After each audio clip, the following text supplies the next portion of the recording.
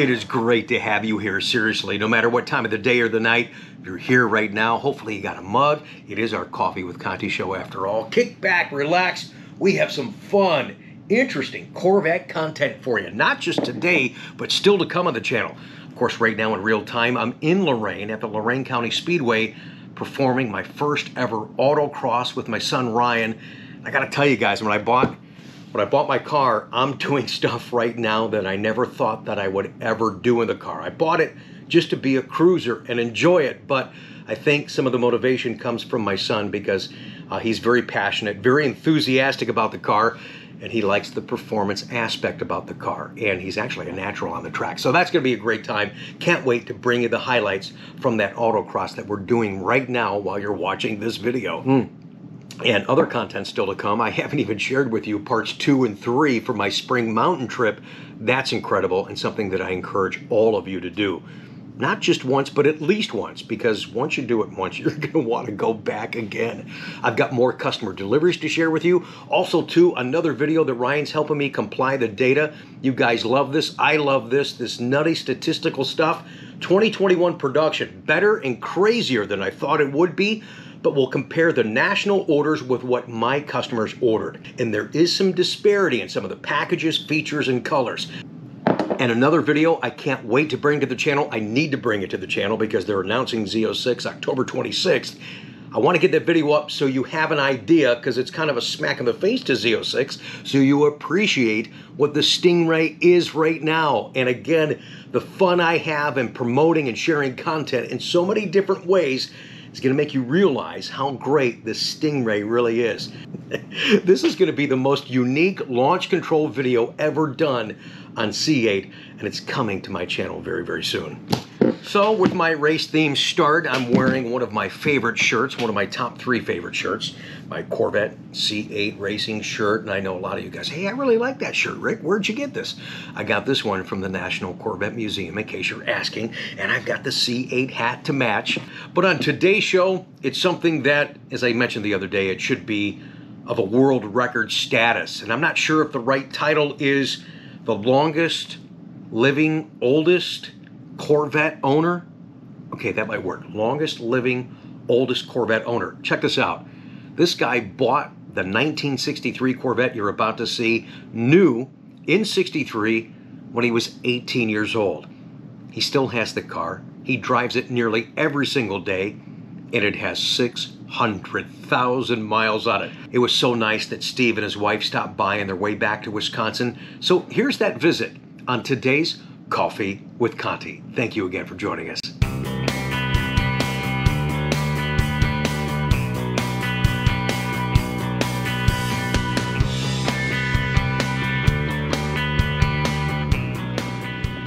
Okay, you guys know I don't like vlogging early in the morning, but I'm not even awake yet. Let's pretend that I am.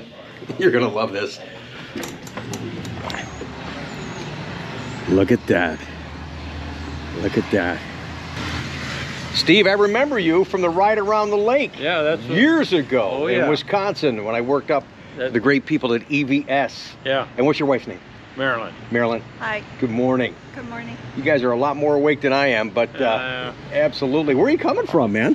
Well, Madison, we came down to the show down in Lancaster, which we did 2 years ago, and then we liked it so much, and they treat us pretty well down here, so we thought we'd come back down again, and we have, and so now we're headed back to town, back home, but through Michigan and across the big... Yeah, I guess you met somebody on the Corvette Forum, and what are they doing for you tonight? Yeah, they're going to feed us supper tonight. They want to meet us. We've only met them through emails and telephone, so found us on Corvette Forum. I'm on Corvette Forum on C1, C2, of course. And, sure. There's a bunch of people there that are really great people. I mean, they really enjoy hearing about our travels and our experiences. And oh, yeah, so do I. Working on these old dogs that we can still put down the road. Oh, absolutely. And years ago, when you and I met, I mean, my gosh, what is it, 10, 12 years ago? Yeah, at least. I wasn't doing this thing right here, so give us a little backstory on what you got over here. You guys are going to love this man. Check this out. I'm the original owner of this 63 Corvette. Okay. Bought it when I was 18 years old. Mom said Dad could co-sign, so that's how I got it at 18 years old. I needed a float loan, and GMAC said they'd finance it if Dad co-signed. So I bought it Ordered it in October of '62. They didn't build it till February of '63. Got behind the wheel of it for the first time, driving it February the 27th, and put over 33,000 miles the first year, 30,000 the second. The third year I got drafted. It was for sale for a whole year. I figured out I wasn't going to NAM after a whole year. They didn't send me to even out of the country for some reason. I didn't ask. All right. Didn't bitch about that. But Sure. Lucky as I could be.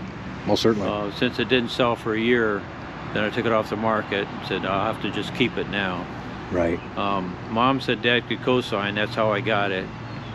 Paid every dime of it myself. I never asked my folks or... yeah, good for you. And so it's a driving machine. We do everything we want with it. Right now there's 604,000 miles on this car. You know, I was gonna guess 600,000. Was it really? Oh, Yeah. It's 604. Yeah. Oh my gosh. Yeah, 604. We turned 600,000 the 8th of July this year. 8.5 years ago, we turned 500,000 miles at the 214 mile marker on Highway 14 at just north of Baraboo, Wisconsin. People know this car all over the world now, and there's not anybody that I could find that has even close to this. There's people that have them that have owned them longer. There's people that have more miles, but there's Sure. nobody that has owned them with the credentials that we have. Sure. And I don't know, I might be the oldest, youngest owner of one of the cars, because at 18 years old, who was able to Right. get them? I mean, some people got them because their parents gave them to them, but Sure. do they still have them? I don't think so, No, because that's- on forum nobody says anything about it. There was a guy in Maine that had a 65 or 6. He had me by traveling. He did all the lower 48 states Okay. one summer, and then he went to put it on a boat later on and sent it over to Europe, and then did 8 countries over there. So Oh wow. but I really wanted to meet him, but I didn't know about him until after I'd been through Maine, and so I didn't get a chance to see him when we were there. And then a year ago, last May, he passed. So Oh. it's just the way things are sometimes. But Exactly. if anybody knows anybody that has one, I sure like to meet that person, because I do visit with people that have them, that have a lot of miles. And I did meet somebody that has more miles than mine. He lives in New York City. Yeah. He has a 79. He always has 40,000 more miles on that car than I've got. Yeah, but your story, Oh. getting this new at 18 years old, a 1963 Corvette, so over its lifespan, Yeah. I mean, it's obviously still running and Oh, yeah. running well, and Yeah. you're driving all over the place still, but what are some of the major things mechanic-wise you've had to do to the car? Lots of things. Oh, yeah. We knew that was coming. Here you go, get ready. we pulled the original engine after a total of 180,000. Rebuilt the original 327, 340 horse Okay. at 100,000 miles. I still have that engine. It would run again, but I don't. And I have the AFB carburetor and all that. Yeah. It would run again, but I don't need that. I don't need solids, and I don't need that compression. So I ran a 350 12-to-1, and then when the gas went away, I had to get that out of there. So, and then another version of a 350. This engine went in 2007, our first season. It's a 350 40 over, 400 horsepower, roller rockers, cam, and 10-to-1 compression for today's gas. Yeah. And this engine right now has 200,000 miles on it. Oh my goodness. I'm running 308 gears now. My first 300,000 miles were with the 411s that I ordered. So 300,000 miles, 411 gears, picture that. Now we're running 308s for the highway. We've been in every state in the lower 48 and all the provinces since 2003. We went to, I always have to give the Canadians crap, because we drove it to Newfoundland, boated it there, boated it over to Labrador, got back to the mainland in Labrador in 2008. 3-week trip, 7,100 miles. Wow. That's incredible. The voltage regulator failed at Newfoundland, headed for the boat, so we stopped and got another one off underneath the seat, put it in, and kept on going. This car is a salt car. It's an Iowa car. I bought it in Cedar Rapids. It was my only car, so I drove it year-round. And so the salt got the frame in 80 and ate that up and broke it. So we had that repaired and put it all back together. My kids and I took it apart. Yeah. I had help. I don't know how everything goes, so I just have help and Sure. put her back together again, and that's what it is now. It hasn't been apart since that. Has it always been black? Yes. Okay. Yeah, it's triple black. I have the hard top. That's the only part of the car that hasn't been repainted is the hard top. Right. It looks like an alligator. That lacquer on there, that's just nasty looking. But it really, I like the looks of the hard top, but I have a hard time keeping the top up, let alone have a hard top on the car. So we just don't run it. With my wife and I have been married now since '88. So we're top-down people, and I love it. we enjoy going everywhere. We meet people from all over the world, especially in the national parks. Sure. I feel bad about even stopping in national parks because they're sitting there trying to figure out the national park, and we pull in and they come over here and start looking at this, and I Right. oh God, you know, I can't. Once you start telling them the story too, Well, I mean, yeah. Well, I try to get away from them sometimes just because they're not there to see us, sure. but they still come over, but I don't pass off anybody. Right. We just enjoy meeting people, visiting, and sharing a story, and saying, yes, you can drive these things forever. Love it. And Love we it. were featured when they found out about this car in 2012 for Bloomington Gold. They called us for the 2013 display, for the 50-year-old display. Yeah. We were there, and that June, and then we got home, and then in August, the first week in August, we got another call, and that was from Corvettes at Carlisle. They had just found out about it a couple of weeks before their event.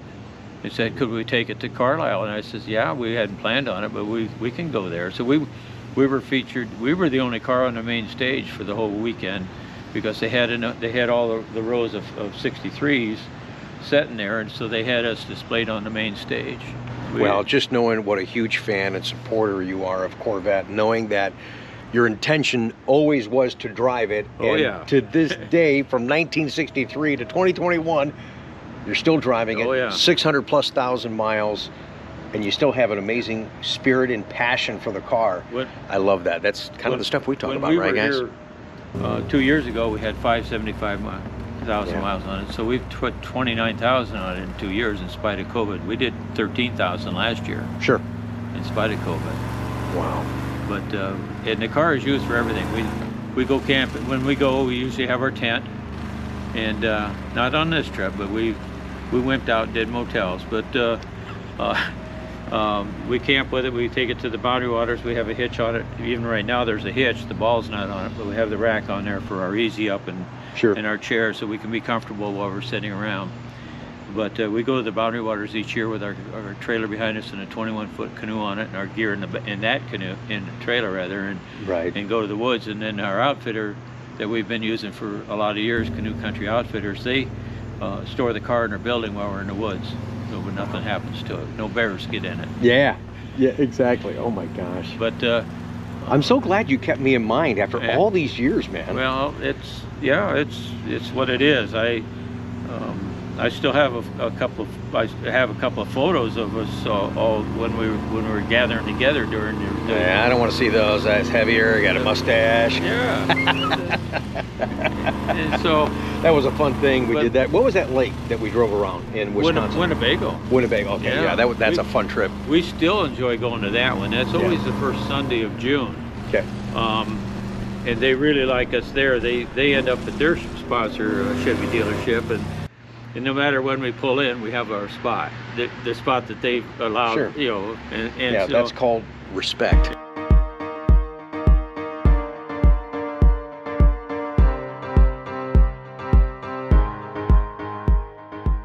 But we were way out there right out of the gate. Other Corvette owners in Cedar Rapids gave me crap because they thought that they told me I wasn't supposed to drive a Corvette as much as I was driving it. So that's wrong. We wrong. went out and settled it on the highway. That's right. That's right. I tell everybody, hey, they've got one Corvette museum already, and that's in Bowling Green. Don't start one in your driveway. Get out there and enjoy your cars. Oh, yeah. Let's take a look at this a little bit closer, guys. Check this out. Original 63, just turned 600,000 miles. Oh, I'm so glad that they stopped by. It's a great memory for me because I saw him so many years ago, but this is awesome for you guys to capture this right now. Truly history. Right in front of your eyes. This is cool.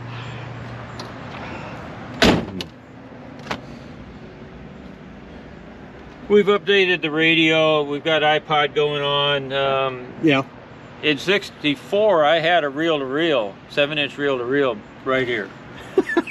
With speakers and an inverter. I was way out ahead of my time. The AM/FM radio never worked a month in a row, so well, it was an AM radio signal seeking is what it is, and it's on the shelf.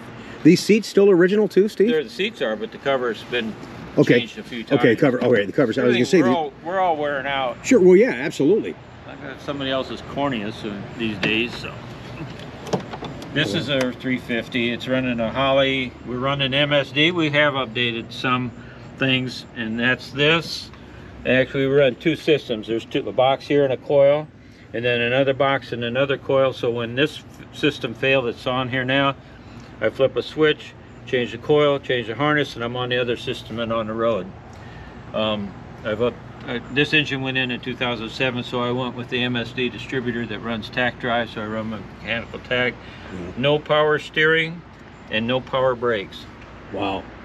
Didn't order them, didn't need them, still don't. I have fast steering, in fact, adjusted on this, so I did that the first summer I had it. It needed tires at 19,000 miles, so bought new tires and had to change the tie rods to the front holes and never changed the back. Wow. So now it takes a half a turn out of from lock to lock. So he's got 600,000 miles with no power steering. Yeah, I don't need it. Yeah, let me see something here. Oh yeah, that's a rock. So we've had 4 front ends on this. I run a big radiator. Had it built for this car. Yeah. I have systems here that are redundant in a way, but I run an electric fan on my radiator if I need it, and otherwise I have it switched on the dash anyway. If I need it, I know it, and I turn it on. It's good you know how to do a lot of the stuff to kind of maintain it along the way in case something happens. Sounds like you're really well versed in all this. So the odometer, it just says, I mean, you got to keep some good records to remember how many times she's went over. Yeah, we didn't care about photoing any of the rollovers before the 500,000 mile, but we have photos of it, the 500,000 miles and where it happened, and then 600,000 miles was just on Highway 151 outside of Verona. We know when we're gonna roll them over, so we take our camera with us. And so you're headed to Ann Arbor. What's for dinner tonight? Do we know? Don't know. Yeah. He asked me what I didn't want to eat, what I wouldn't eat, and then he figured out. Well, he first asked about Greek. He's got a Greek last name. I can't pronounce it right now, but right. I don't know. And it's gonna be fun because, like I say, well, you got some good weather. Yeah, you got some good weather. We didn't even wrap stuff in plastic. The thing leaks back across the back end of this thing. Well, that was the nature of the beast back then, and still to this day. Yeah.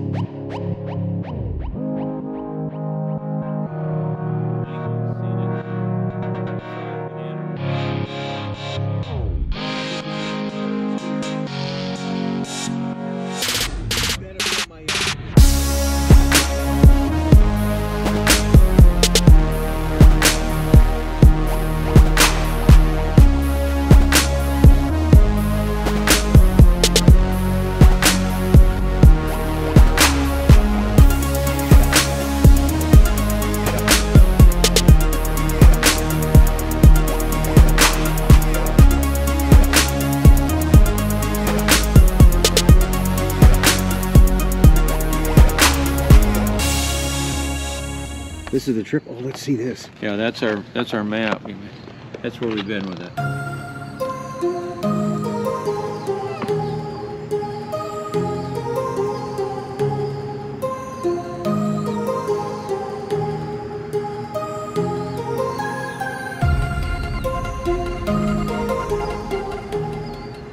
Wow, that's awesome. Thanks, Marilyn. Let's hear this sucker right now. Thank you, Steve. You bet, Rick.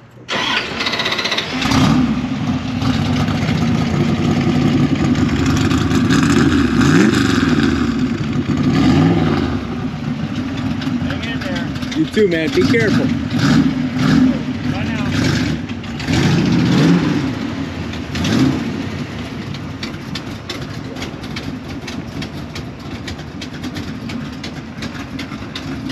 What an amazing story. Incredible, fun journey, you guys. Exactly what we've been talking about all the time on this channel. Get out there, drive and enjoy your Corvette, as Steve and Marilyn are each and every day and have been since 1963. Thank you, Steve, for thinking of us and coming by to see us. Always a pleasure, sir.